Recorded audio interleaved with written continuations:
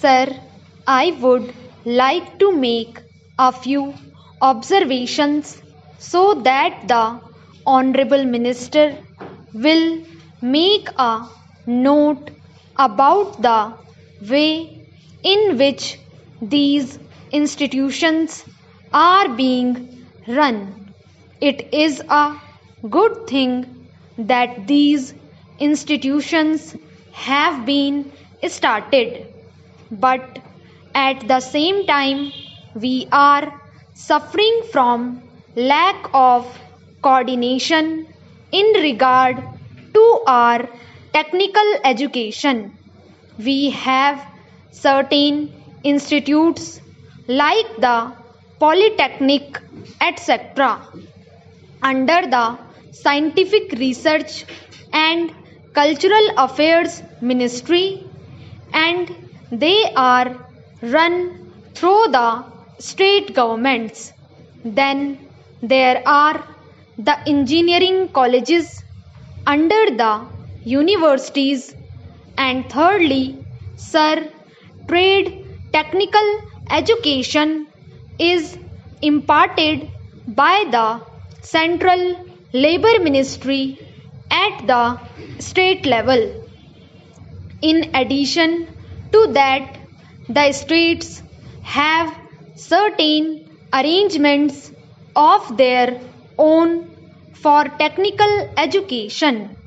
I feel that there is no effort, that coordination, and that leads to a good deal of confusion.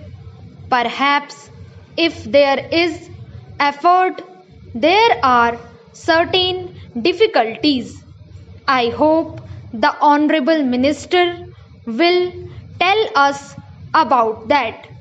I would also like to suggest that even in these four institutions, as for some time the medium of instruction would be English, for emotional integration, an attempt should be made to take a few students from the neighboring region or other regions on a reciprocal basis. Otherwise, these institutes will themselves be developing, as was hinted by the previous speaker, some regional conciseness. There is great difficulty, sir, with regard to technical personnel for teaching, and I am not aware in what way these institutes will be staffed. Perhaps some foreigners will be brought in, but at the same time, with the arrangements existing at present for taking technical help from different countries, Russia, UK, USA, and Germany, I do not know whether there will be special courses provided in these institutes for the teaching staff from those different countries. What arrangements there are, one does not know. In the present arrangement for teaching, I should have liked to mention the fifth arrangement for teaching at present provided through the various industrial concerns like Bhilai, Rourkela, etc. All these big concerns have their big technical schools, and they take their students for postgraduate work as also for research work. What will therefore happen with regard to the standard is a question. Sir, we are not at all sure in our country about the correct use of terms. I would, for instance, mention here the word polytechnic.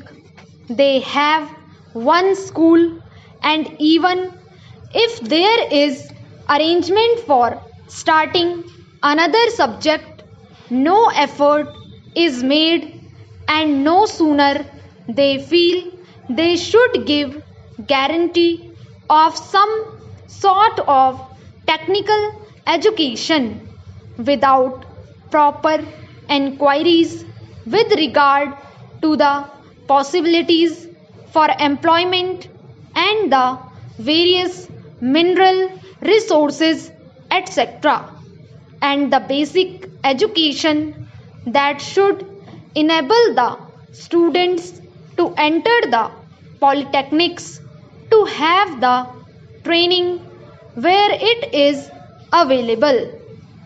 These polytechnics are started. Similarly, there is some confusion about the use of the word university. We have the Roorkee University for the subject engineering, so it seems there is going to be one university for one faculty. We have one music university also in Madhya Pradesh. We are going to start, I am told, perhaps a university only for agriculture. So, if these institutes are there, which term seems to be really the appropriate word in place of these one faculty universities?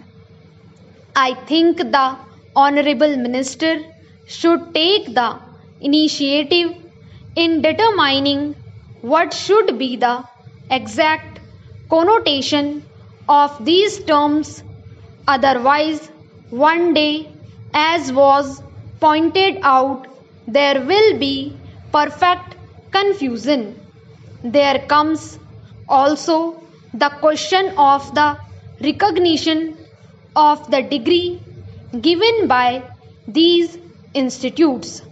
Of course, if the training with the special facilities available and the specially recruited staff available is of a high standard, naturally people would be very anxious to recruit the people who have passed out from there. In the beginning, there will not be any trouble with regard to making use of the graduates turned out from there. But the question of recognition has to be decided on certain principles, and those principles should be laid down and followed from the beginning. Now, I would like also to mention the question about scholarships.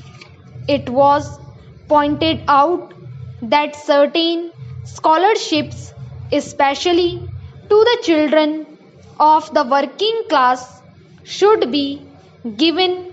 I would like to point out here that there is already provision for that, and it is not something new. What I would like to stress is that scholarships should be in larger numbers. The scholarships do not seem to be adequate for the rising standard of living and the cost of living. The scholarships that are given do not meet half the need.